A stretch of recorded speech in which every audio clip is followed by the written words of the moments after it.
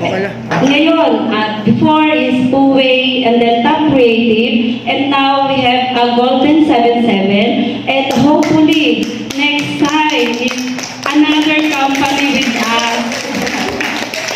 And inaasahan ko po sa ating lahat ng mga leaders, line leaders, inaasahan ko po sa inyong lahat how to manage the people very well.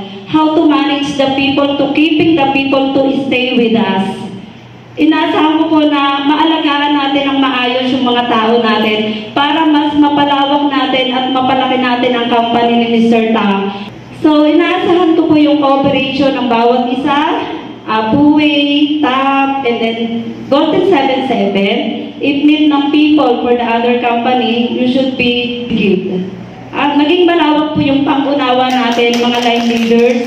Kasi po, si Mr. Tam is napakagaling po niyang mag-handle ng company.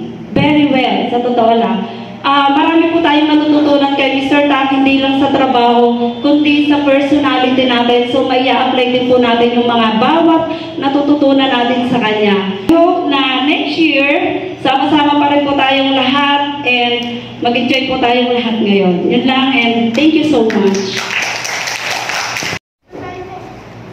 May pantawag. Walang signal lang.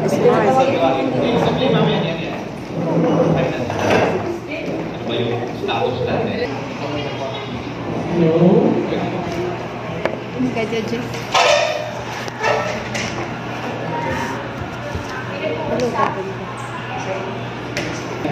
Siyempre, may logistics yan. Sabihin dito natin naman. Start long.